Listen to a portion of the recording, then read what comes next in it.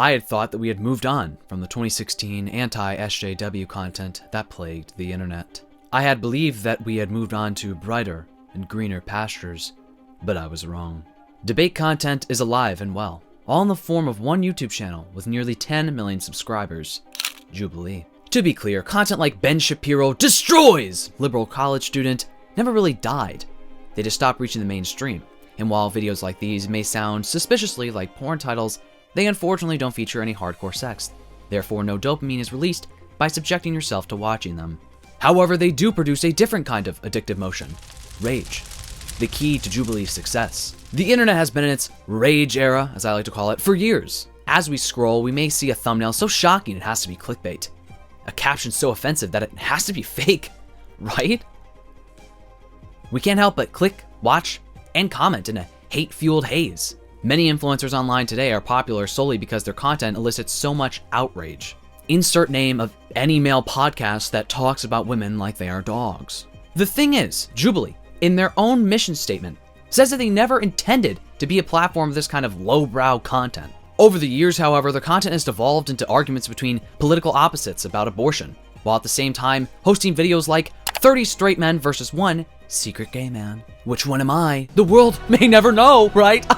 What may have started out as a channel for honest discussions on controversial topics has turned into a content farm, with Jubilee pushing out videos that are less about a message and more about how viral they can get. Money is a strong motivator, dare I say the strongest motivator for man today. I would know. $20 is $20. That's what they taught me in school. Today we will be discussing the resurgence of the debate bro culture online, the issues with it, and how the Jubilee channel has played a key role in its popularity. You know, surprisingly, Jubilee actually emailed me recently to see if I wanted to be on an episode of their Middle Ground series. Yeah, they told me it would be a video titled something like "Do All Twinks Think the Same?" and I was like, twink? Then I sent them a picture of my hairy asshole. But they haven't responded. Allow us to introduce ourselves. We are the Jubilee Project. I have my experience. It doesn't mean that I didn't have privilege. You got a different experience. It doesn't mean you got a different experience. We all have a different. We all have different experience. What makes us different? I know, but we're all both not. And my next claim is that trans women are not women. Yeah, you're surprised, right? See, a lot of people don't know. I mean, does she have a vagina? I don't like.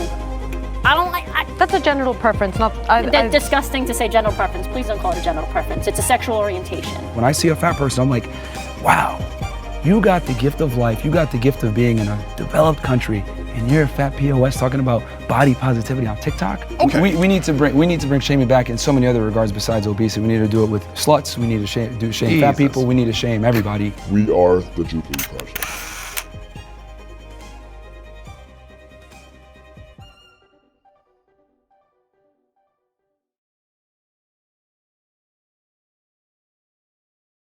On February 15th, 2010, Jason Y. Lee, the founder of Jubilee Media, uploaded his first YouTube video. Jason graduated from the University of Pennsylvania in 2009 and began earning six figures as a consultant at Bain & Company in New York City right after college. Lee has gone from earning six figures to leaving it all behind in 2012 to launch a nonprofit with his brother and friend called the Jubilee Project with zero take-home pay. Believe it or not, Jubilee actually launched as a nonprofit. In his first video, Jason played guitar in a subway, hoping to raise $100 to donate relief resources following Haiti's devastating 2010 earthquake. In the video, he only made $85, but after uploading it to YouTube, he was able to crowdfund $700 in support from viewers. Small beginnings, right? Lee seized the opportunity to create videos for social good and, along with his older brother Eddie and a friend Eric Liu, spent nights and weekends building the Jubilee Project. After 2 years treating it as a side hustle, the trio all quit their respective jobs and school plans to focus on it full time.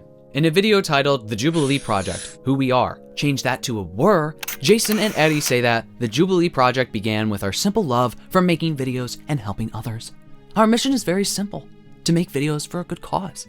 We really believe that videos are a powerful medium to slowly but surely change our community and the world. Oh, how the tables turn! Or maybe getting a woke teen to debate 20 Trump supporters is Jason's twisted way of making videos for a good cause. For the next 7 years, Jason and his team would go on to raise money for their nonprofit. the Jubilee Project. Their videos range from multiple different short films to various different fundraising videos like traveling to Zambia to do HIV/AIDS financing work. Aside from a few short films that gained decent attention, the Jubilee Project never really took off and never reached true virality. On April 24, 2017, after a months-long hiatus and raising $650,000 in venture capital, Jason announced that the Jubilee Project would be rebranding to Jubilee Media. We're back with the same heart for doing something good and living for something greater, but now we're going to do it as a for-profit startup. Jason says in the announcement video, because we all know for-profit companies consistently do things for good. Through Jubilee, he set out to build a company of diverse and talented individuals where people from marginalized communities like himself could thrive. I never thought a lot of these things were accessible or open to me because I didn't see people who look like me who did that. Now that I'm starting to do some of these things, I hope that I can be an encouragement to other people. On the Jubilee website, it says it all started with a single idea: to create a movement of empathy for human good. It's a simple goal, but one that's had an awe-inspiring domino effect over time. People want to connect on a deeper level, be challenged, empathize with one another, and share vulnerably, and they want to do it in an engaging way. Sometimes it feels like the world is becoming more divided, chaotic, and cluttered. But if I'd learned anything in my time growing Jubilee, it's this: we are all inextricably linked and want to live for something deeper. Living for empathy and human good is a resilient vision and one that is worthy of pursuit. On their website, they also list their different kinds of video series: Middle Ground, Odd One Out, Ranking, Spectrum, Ask Me Anything, Text From, and of course, the new Surrounded, which they haven't listed on their website yet. Jubilee's videos didn't always look like this though. In 2017, along with their rebrand, they launched a few new series, such as their popular Both Sides series, and a few other videos that gained some traction, like reading the worst things people have ever done. Jubilee's current content consists of all the aforementioned series listed on their website, such as their Odd One Out videos, which are meant to be a lot more fun to watch, like the 6 Taylor Swift fans versus 1 secret hater episode that ended in human sacrifice. That's my kind of good time. Other kinds of content on their channel are series like Versus 1, where you can blind date 6 people based off of their bodies, or Spectrum, where you can see whether all black people think the same. Now, it's obvious that a lot of Jubilee's content is meant to be reacted to. It's hard not to give your commentary on a video where you're meant to guess whether 2 people are siblings or dating. I mean, I know at least 5 couples that I went to school with that proved Freud right. So, a lot of Jubilee's content is popular because of YouTubers or streamers who react to them. Of course, they can and often do well on their own, but it's obvious that the majority of the videos are designed to be commented on by creators, especially their more controversial videos. CEO Jason Lee said about 3 years ago in a Spectrum video on their second channel that he strongly disagrees with the prompt, "I don't like when other channels react to our videos." Keep all of this in mind. YouTuber More Pegasus made a video a few months ago discussing how LDS Entertainment, on behalf of Jubilee Media, was falsely copyright claiming and even striking YouTubers' videos reacting to their content. The YouTube channel Abba and Preach had received over 3 copyright strikes on videos where they reacted to Jubilee's content. The videos that were striked were a few years old. Keep in mind, a strike is different from a claim. While claims are stressful, annoying, and broken, a strike is more serious, seeing as it is up to the claimant to remove it from a creator's channel, which they may not do. And 3 strikes on YouTube means you're out. All of your videos, gone. Now, while Abba and Preach thankfully did get their issues with Jubilee resolved, they weren't the only ones who were receiving claims. More Pegasus also received multiple claims, as well as other YouTubers. I actually happened to receive a claim from Jubilee a while ago on a now privated video, because the video is cringe, okay? The claim was resolved, thankfully, but it could have been worse. That's part of why I stopped making videos like that, also along with the fact that I think reaction content is kind of lowbrow, and I prefer to separate myself from that because I am better. Strangely enough, at the time, huge YouTubers like PewDiePie and Hodiko did not receive any claims or strikes. Interesting. Very interesting. I say all this to point to an issue that I believe is present at Jubilee, that they don't really practice what they preach. I find it hard to believe that Jubilee is doing any of this from the good of their heart. Maybe the CEO, Jason Lee, did intend for Jubilee to be a project for good. I don't doubt that, but I am sincerely questioning the direction of the channel. Of course, all of this is just my opinion, so please don't sue me. Now, I am not the first or only one to question Jubilee.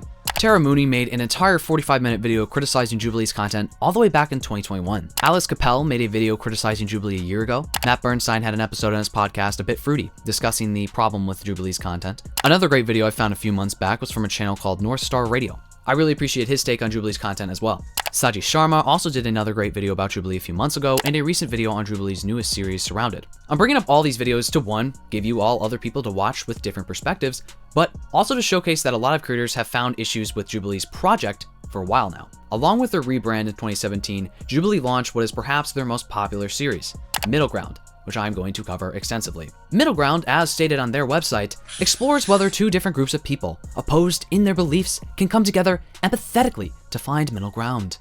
And guess what? They can't. Jubilee's first Middle Ground installment was a classic debate between Christians and atheists. For a while, their Middle Ground videos were short, with a lot of the debate being completely cut out. They've since changed this after receiving a lot of criticism about it, so now you can hear Ariel Scarcella rant about non-binary people for a full feature-length film.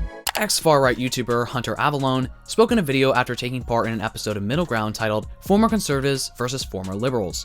He spoke about how Jubilee cut out an entire prompt and made it only exclusive to their Patreon members, along with other parts of the debate that weren't included in the YouTube video. Why is a giant channel that is no doubt making bank putting some of their content behind a paywall? I honestly don't know. I couldn't answer that. The situation with Hunter led some people to question whether Jubilee may be cutting out certain parts to frame their cast members in a bad light, or whether they may be cutting certain parts in order to avoid platforming other discussions. Another aspect of the early Middle Ground videos that made them unique was that they included people who were normal, not famous, not professional media-trained debaters, not people who have a platform online. While I still have issues with the concept of Middle Ground, which I'm getting to, having average people on helped foster more of an honest discussion about these sensitive topics. Seeing the success of this series, Jubilee started to make more of these kinds of videos. Liberals and conservatives, pro-life versus pro-choice, rich versus poor, Trump supporters versus immigrants. You get the gist. Middle Ground would feature 3 people on one side and 3 people on the opposing side, with this expanding to 4 in recent years because we all know how easy it is to argue with upwards of 7 people at a time. Thanksgiving dinner, anyone? This equal division would make it seem like both sides have equal say, which isn't necessarily a bad thing, but in certain discussions, this weighs a debate equally in favor of both sides, while the discussion itself could be anything but equal. Take their Flat Earthers versus Scientists Middle Ground episode. Flat Earthers in no way equate to the amount of people who know that the Earth is not flat and is indeed spherical. But framing it like this makes it seem like their opinion is as valid and informed as scientists who studied for years, even decades. We could also look at Jubilee's Middle Ground videos where they get Palestinians and Israelis together in order to find common ground. Trying to frame this debate like an equal both sides argument is irresponsible at best, especially when you consider that one side clearly has more power and is currently using said power to commit genocide. I'm not saying that there is an issue with trying to see the human in someone that you disagree with, but this issue in particular is much more than just a disagreement. How do you see the human, for example, in an IDF soldier who masturbates in front of the rubble of Gaza? In their first Middle Ground video with Israelis and Palestinians, it did seem that they got a good mix of different viewpoints, and by the end, everyone there said that they would be willing to share a meal with the other side, which is good. I guess? What? Listen, I'm not saying it's a bad thing that the people in this particular video were able to find humanity in one another, or that it never happens, but it's not a common occurrence. Especially when one side is, for example, sexually torturing Palestinian prisoners. Even those who aren't directly taking part in the violence still go online in large swaths to defend it. Sure, you could say that they've been brainwashed, but are you really so naive to think that after decades of brutalization that this conflict can be resolved just by sitting down and talking? Do you really expect an oppressed person to be able to find the humanity in their oppressor? It's a centrist wet dream, that's what it is. In their most recent debate between Israelis and Palestinians following October 7th, one woman said that her Palestinian husband was arrested and tortured as a child after throwing a small rock at an Israeli tank. One man on the Israeli side responded by saying that he deserved to be imprisoned because throwing a rock at a tank is terrorism. I don't want to speak for all Palestinians because 1, I'm not Palestinian, and 2, they are not a monolith, but I'm just trying to illustrate how Jubilee's middle ground concept does not hold up well in situations where one side is arguing for their survival, for their basic right to exist. You see this issue present in a lot of Jubilee's middle ground videos. They get one side who is openly advocating for the oppression of the other side, and then really expect them to come to an honest agreement, to be fully respectful of one another. It is naive. Again, I'm not saying that finding a middle ground can never happen. I have a lifetime under my belt of reaching agreements with people who openly advocate against me and my beliefs, but to expect it to always happen, or to happen with ease, is ridiculous. When the side that holds less power gets reasonably upset, or acts aggressively, those who oppose their very existence will say, "See, I told you so," they're a threat. How would you react if people were trying to ban you from public life and were openly arguing for your execution? Take the issue of transgender people. Of course, trans people are not an issue. They're a group of people simply trying to live as their authentic selves. But, as it goes, they're being held up by politicians as the newest boogeymen, And Jubilee loves it. Trans men versus conservative men. Trans versus conservative women. Detransition versus trans. Trans conservative versus trans liberals. Traditional versus trans. Trans versus cis athletes. I mean, how many times can you realistically argue about the same things over and over and over again until it gets really fucking old? What are we gaining as viewers watching lesbians argue for the 1,000,000th time about whether they would date a trans woman? I personally have a very hard time watching videos like these. That also goes for the dozens of middle ground episodes that Jubilee has done debating women's issues, gay rights, really the majority of issues that are discussed on middle ground that are controversial. I find it hard to sit there and watch people essentially arguing with each other for an hour straight. Very rarely do these conversations, if you can call them that, end in productive answers or agreements between both sides. The entire goal of middle ground was to see whether two opposing groups of people could reach a middle ground. Duh. But I don't see this happen often. The crux of the issue is that 8 people, and especially 60, cannot productively converse and come to an agreement with one another. It's not the same as having an honest, one-on-one discussion with your racist uncle. And even then, you may find yourself at a standstill because some people are just not willing to listen to another person's argument. Donna Zuckerberg wrote for the Washington Post in 2019, "A call to debate may seem intellectual, even civilized. In theory, well-structured and respectful debates are an ideal opportunity to reach an audience that isn't fixed in its views. In reality, however, most debate me types seem to view them mainly as a chance to attack their opponent's credibility. Their model is not Lincoln and Douglas, but rather Socrates. By needling their interlocutors with rapid-fire questions, they aim to reveal, as they see it, their opponent's ignorance and stupidity, and their own superior intelligence and logic." That's the thing with these kinds of videos, and more specifically, debate videos. It doesn't matter who's right, it matters who's the best speaker, the best at getting their opponent flustered. Because a debate is a competition. It's not meant for two people to come together in a middle ground. After all, debate isn't a conversation, an exercise in which people generously try to understand each other's point of view. A real conversation doesn't have a winner. Debates are about scoring points and subjugating your opponent, which means that no matter what their opponents say, debaters have every reason to spin a confrontation as a victory. If I got angry or flustered in a debate, then I would lose by virtue of being emotional and irrational. If I used jokes or sarcasm, I'd lose by virtue of seeming unserious and smug. If I did take the debate seriously and even briefly entertain the points made by my opponent, I would seem conciliatory and weak. I've spent a lifetime debating with people who vehemently oppose what I believe in, even what I am. I've spent a lifetime listening to people fight with one another, and I've spent years arguing for my basic dignity. Why would I want to sit down and listen to people argue yet again about whether non-binary people are real, or whether gay people go against their God? I really don't care anymore. Jubilee does, though. That's why I'm calling their channel Content Farm, a rage bait machine. Jubilee's middle ground episodes that aren't about transgender children or Kamala versus Trump supporters don't do nearly as well, and they know this. Instead of fostering an honest discussion with one side trying to get their opposing side to understand them, and hopefully the viewer as well, Jubilee instead decides to bring on online personalities who are known for their controversial views to get them more clicks. And controversial is putting it lightly. 7 months ago, Jubilee uploaded a middle ground episode titled, "Is Being Fat a Choice? Fit Men versus Fat Men." In the episode, Jubilee brought on 4 fit men and 4 fat men. Among the fit men was the controversial Greg Doucette, who is my guilty pleasure, I'm not going to lie. I do watch his videos occasionally. Anyway, if you've ever been on bodybuilding YouTube, you know why he is so controversial. Despite his controversies, Greg was not the issue. In this episode, Jubilee decided to bring on Myron Gaines from the controversial Fresh and Fit podcast. I'll give you all a quick history lesson with the bare bones info you need in order to know that this man is far from a stand-up guy. In August 2023, the Fresh and Fit channel was demonetized on YouTube. Now, Myron claimed that this was because what they discuss on their channel is not politically correct, and basically played the whole censored victim card. That makes you think, though, what have they been saying that's not politically correct? Well, right before the demonetization, they hosted white supremacist Nick Fuentes, who said in the episode that women are baby machines and denied the existence of the Holocaust. Myron also wrote a book called Why Women Deserve Less. Listen, I can go on and on with terrible things that the men of Fresh and Fit have said and done. Saying depression isn't real, using the S-slur, abusing YouTube's copyright system against people they don't like, but I'm not going to waste your time. I mean, within the first 5 minutes of this debate, Myron says that we need to bring back slut-shaming.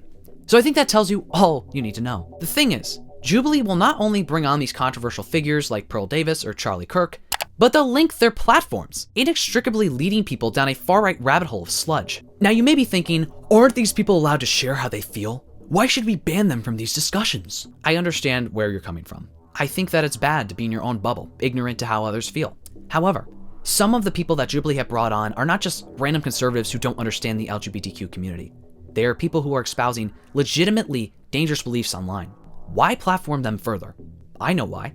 It's because Jubilee knows that people will watch out of anger, or that people who support that person will watch and give them more engagement, and therefore views. One man who was on the fat side of the debate shared his feelings on TikTok about Myron being on the panel. Hey friends, you may have noticed that I was on Jubilee's most recent episode of The Middle Ground, Fit Men versus Fat Men. A lot of clips are starting to come out. You might have seen it on YouTube or any of the other social medias. I just want to say and address why I won't be sharing any clips from that at all. I was unaware the two sides had any problems with one another. But I was excited to have a thoughtful and meaningful conversation where two sides can learn from one another and share in empathy and respect and learn and grow and disagree civilly. However, I was completely unaware that a certain individual had been invited to be a part of this episode. And the main reason I will not be sharing any clips from this show is because I do not wish to name or further platform such a truly horrible individual. The cast was unaware of who else was in the cast until the moment we had filmed, and I know myself and several others would have refused to have taken part having known that he was there. I think it is shameful of the producers of Jubilee to have invited this man on and platformed him for the world to see to spout such hate. I want to shout out to the other 7 guys on the panel. Everyone came there respectfully with open hearts, and a beautiful chance was ruined by a platform rage baiting their fans. Jubilee bringing on such a controversial figure is blatant rage baiting. Not to mention that all of the men who were brought on the fat side of the debate either didn't have a platform or had a much smaller platform than the men on the fit side. Greg Doucette has over 2 million subscribers and is a former IFBB pro. Eric Giacchini has over 1 million followers on Instagram. Myron Gaines has a huge platform on YouTube and is well known in political spaces online. Tyler Path has over 1 million subscribers on YouTube. You mean to tell me that Jubilee couldn't find any fat men who had big platforms, who are used to speaking to others in a debate manner? The most popular one was Zach Miko, whose TikTok I previously showed, and he is a fraction of the following and influence that the fit men have. If anything, this is just proving my argument that one side is obviously less equal than the other side when they have these debates. Jubilee often does this. They'll bring on people who have a huge influence, or as we'll cover later, people of actual media and debate training, and do end up leaving their opposing side looking stupid and irrational. Like I said earlier, you don't need to be right to win a debate. It's like a legal battle. It doesn't matter if you're guilty or not. If the court finds you guilty, then you are going to be punished for it. It's a matter of who has a better lawyer, the better argument, the money to pay for their legal fees. More often than not, the person who is better equipped on Jubilee's Middle Ground series is on the conservative side. Not only this, but more often than not, episodes of Middle Ground will be framed like they're a debate between opposing sides, as if there is someone who will be declared a winner at the end. I don't even need to make an argument for why this is true, despite the fact that I just spent all of that time doing so. They put versus right in the title of all of their Middle Ground episodes. That is not fostering a civil and empathetic discussion. That is quite literally fostering an argument right from the jump, which will end in a winner. Some of the people on the panel may go into these discussions already feeling confrontational because these videos are being framed as a debate, not a discussion. Another issue that is present on Jubilee's Middle Ground videos is that they rarely moderate in post or during the discussion itself. More often than not, after cast members go on into an episode and spew random nonsense, Jubilee will not fact check them in post. So a viewer watching, regardless of what side they're on, will only be able to go off of what the other side is saying in response. They can decide who they want to believe based on feelings instead of facts. And if I'm remembering correctly, I think someone once said, facts don't care about your feelings.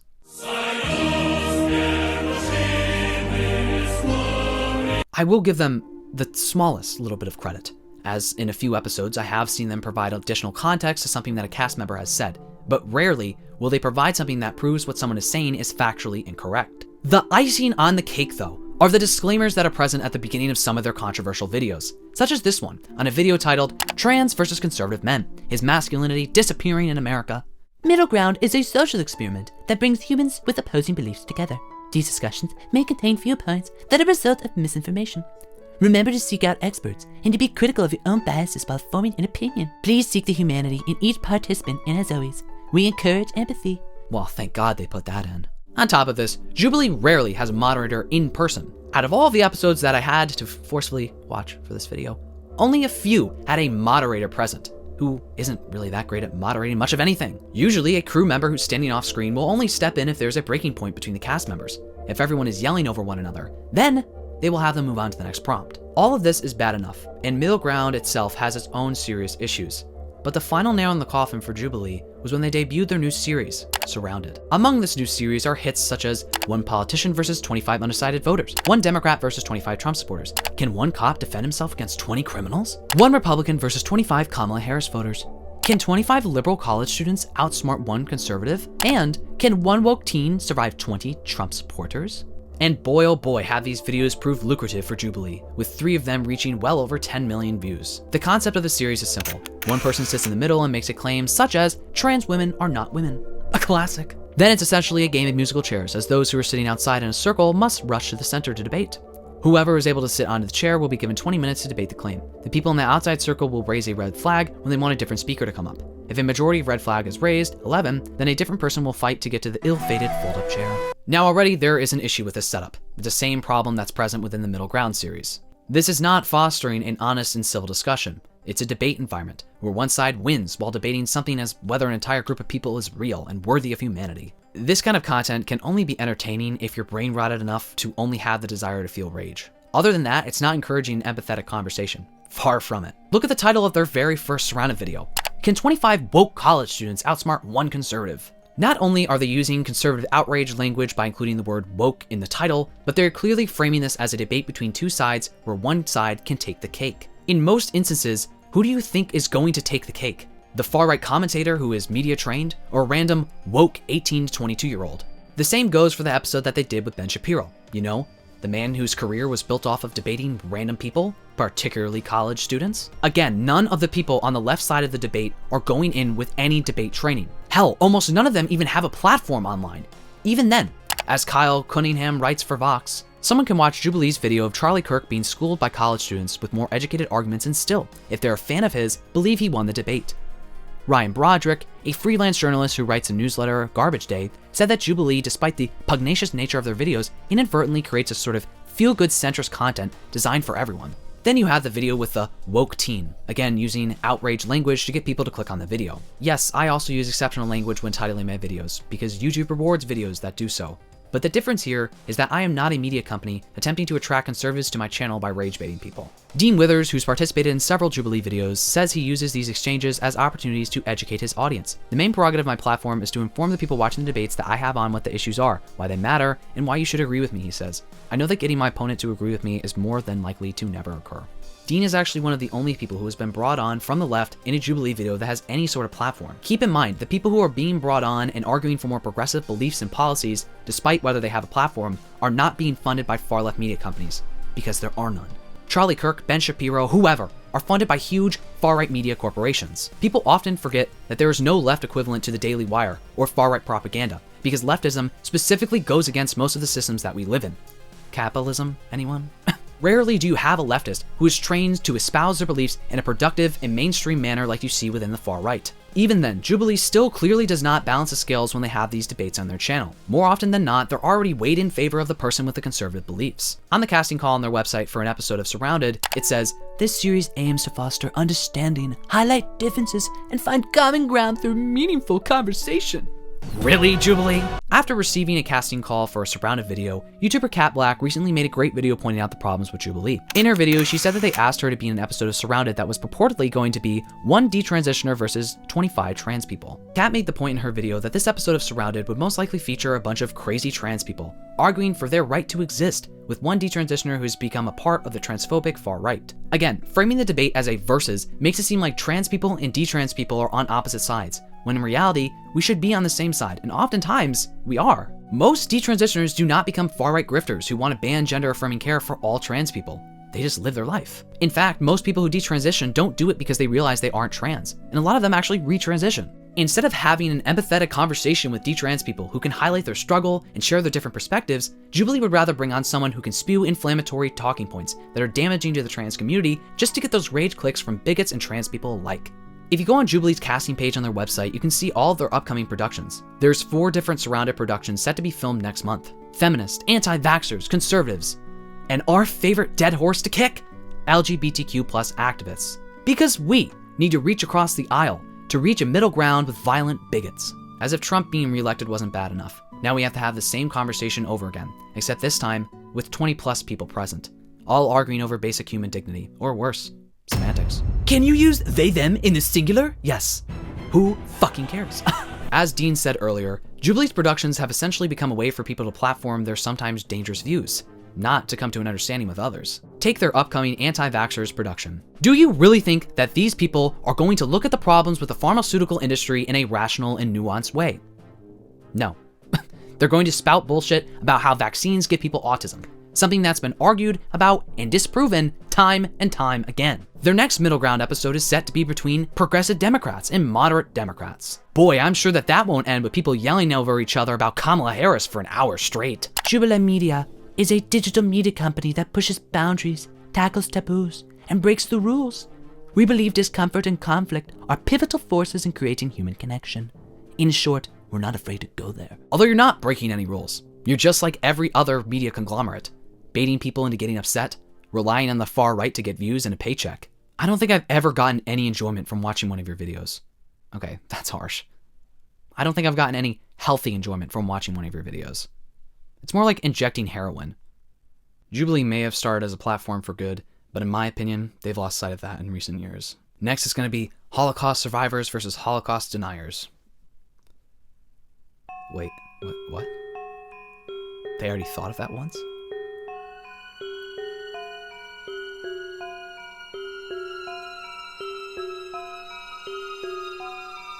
Well, that's it for me, and that's it for this video. Let me know what you think about Jubilee. Do you watch their videos occasionally? Do they make you as upset as they make me? Just comment down below anything you want to comment down below. If you like this video, give it a thumbs up, and if you like me, you can subscribe. I post videos every week here on this channel about whatever I feel like talking about. So if that sounds like your thing, make sure to subscribe and turn that notification bell so you know when I post a video. Before the video ends, I want to give a special shout out to my Patreon members who are part of the Alpha and Delta tiers. If you join my Alpha or Delta tier, you will get a special shout out by me at the end of all my videos. So thank you to Cap the Time Lord and Olivia Schutt. I really, truly do appreciate your continued support. Thank you to all my Patreon members. If you want more content from me, you can join my Patreon. The link will be down below. I really hope you all enjoyed this video, but more importantly than that, I really hope I see you in the next video. I better see you in the next video. You'll be there, right? No, I don't take shit. I got no love for the fakeness. If you wanna play tough and wanna hate this, I'll always show up. Okay, bye. I don't ever slow up, no I don't take shit. I got no love for the fakeness. If you wanna play tough and wanna hate this, I'll always show up and make a statement. I don't ever slow up, no I don't take shit. I got no love for the fakeness. If you wanna play tough and wanna hate this, I'll always show up.